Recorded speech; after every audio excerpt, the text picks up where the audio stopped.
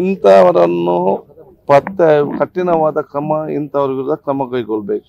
ಅಷ್ಟು ಮಾತ್ರ ಅಲ್ಲ, ಇವರಿಗೆ ಯಾರೆಲ್ಲ ಬೆಂಬಲ ಕೊಡ್ತಾರೆ ಏನೆಲ್ಲ ಇದ್ದಾರ ಇವರನ್ನು ಕಠಿಣವಾದ ಕ್ರಮ ಕೂಡ ತೆಕ್ಕೊಳ್ಬೇಕು. ಇದನ್ನು ಯಾರಿಂದಲೂ ಕೂಡ ಸಹಿಸಲಿಕ್ಕೆ ಸಾಧ್ಯನೇ ಇಲ್ಲ. ಮತ್ತು ಅವರೆಲ್ಲರೂ ಕೂಡ ದೇಶದ್ರೋಹಿಗಳು. ಅವರಿಗೆಲ್ಲರಿಗೂ ದೇಶದ್ರೋಹಿಗಳು. ಅವ್ರಿಗೆ ಯಾವುದೇ ಜಾತಿ, ಯಾವುದೇ ಧರ್ಮ, ಯಾವುದೇ ಪಕ್ಷ, ಯಾವುದೇ ವರ್ಗ ಯಾವುದೂ ಕೂಡ ಇಲ್ಲ. ಅವರು ಈಗ ಈ ಕಲ್ತವ್ರಿನ ಸಮಸ್ಯೆ ಜಾಸ್ತಿ ಆಗುವ ಪರಿಸ್ಥಿತಿ ಆಗಿದೆ.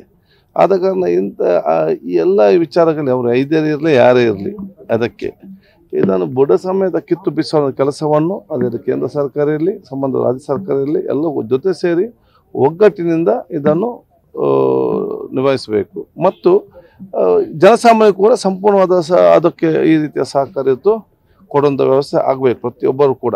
ಯಾಕೆಂದರೆ ಯಾರೇ ಬಂದು ಬಾಡಿಗೆ ಮನೆ ಕೊಡೋ ಮುಂಚೆ ಅವನು ಅಪರಿಚಿತ ಸಂದರ್ಭದಲ್ಲಿ ಅವನು ಯಾವ್ದು ಬರೀ ಅವ್ನು ದುಡ್ಡು ಜಾಸ್ತಿ ಕೊಡ್ತಾನೆ ಅಂತೇಳಿ ನಾವು ಬಾಡಿಗೆ ಮನೆ ಕೊಡೋದಲ್ಲ.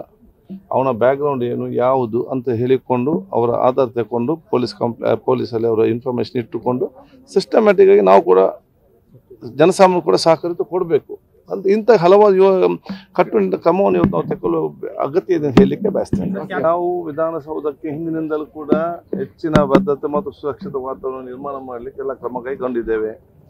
ಇನ್ನು ಕೂಡ ಅದೇ ರೀತಿ ನಾವು ತೆಗೆದುಕೊಂಡು ಹೋಗ್ತೇವೆ. ನ್ಯೂಸ್ ಫಸ್ಟ್ ನಿರ್ಭೀತಿಯಿಂದ ನಿಮ್ಮ ಪರವಾಗಿ.